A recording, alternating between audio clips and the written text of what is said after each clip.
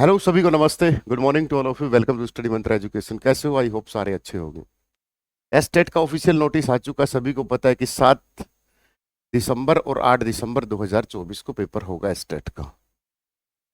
Estate में सभी को पता है कि पीआरटी में क्या होता है, ईवीएस ज़्यादा पूछी जाती है, और जो टीजीटी होता है, पीजीटी होती है, उसमें 60 नंबर का अपना एक सब्जेक्ट होता है। रही बात 15 नंबर की हिंदी, 15 का इंग्लिश, 10 का मैथ, 10 की रीजनिंग और 10 की हरियाणा जीके।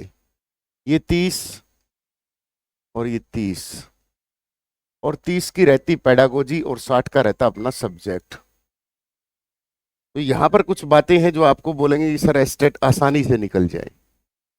यहाँ पर जो रीजनिंग है और ये मैथमेटिक्स है और ये हरियाणा जीके है, ये 30-25 प्लस आराम से दिला देती है, क्योंकि आपके जो हरियाणा जीके पूछी जाएगी लगभग प्रीवियस ईयर पूछे जाते हैं एस्टेट में।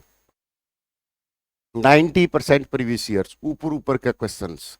सबसे बड़ा जिला कौन सा, हरियाणा का पेरिस किसे बोलते हैं, सबसे छोटा जिला कौन सा जनसंख्या के हिसाब से, फलाना जिला कब बना, साइंस सिटी किसे कहते हैं। मतलब कहने का मतलब जो ऊपर ऊपर के क्वेश्चन होते हैं वो पूछे जाते हैं।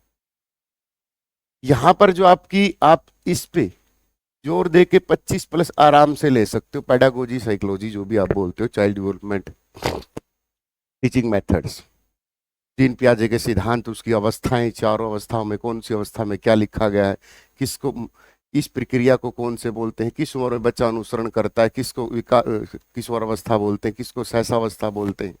तो ये जो सब्जेक्ट है ये इतना पढ़ने का नहीं है कि इसके पीछे इतने ही पढ़ जाओ, बाकी का अपना सब्जेक्ट भूल जाओ। टीजीटी में आपका जो सिलेक्शन होगा वो आपका सब्जेक्ट दिलाएगा एस्टेट में। यहां मरे मरे तुम 10-10 लोगे, ये कड़वी सच्चाई है। अपने सीनियर से पूछ लेना जिसका भी एस्टेट हुआ है।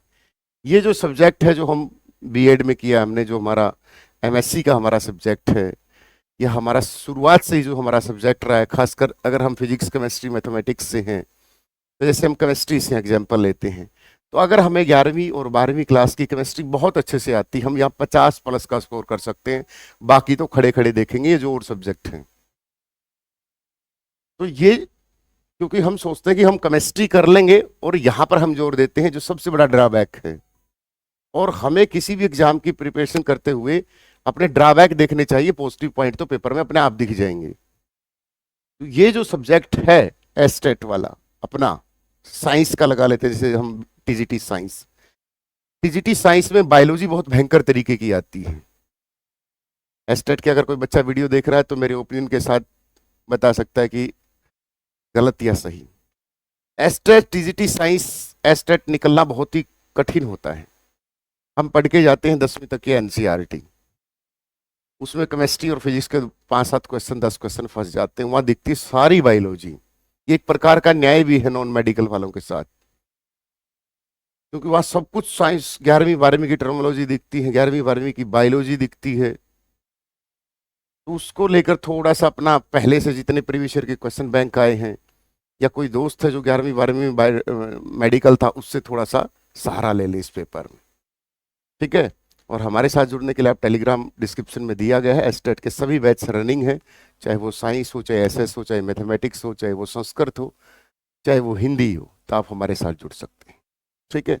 तो इस एस्टेट को बहुत अच्छे तरीके से तैयारी करें, ताकि आने वाली टीजीटी और पीजीटी वैकेंसी, कोई भी किसी की नई सरकार बनती हो तो फै फू करके वो आके एक बार माहौल बनाता है, क्योंकि first impression is the last impression. क्योंकि सरकार बताती है कि देखो हम इसलिए सत्ता में आए हैं, देखो हमने आते ही बोला था ना कि हम ये करेंगे। तो देखो थोड़ा मतलब एक इम्प्रेशन सा होता है, कोई भी किसी की भी सरकार आई। ठीक है।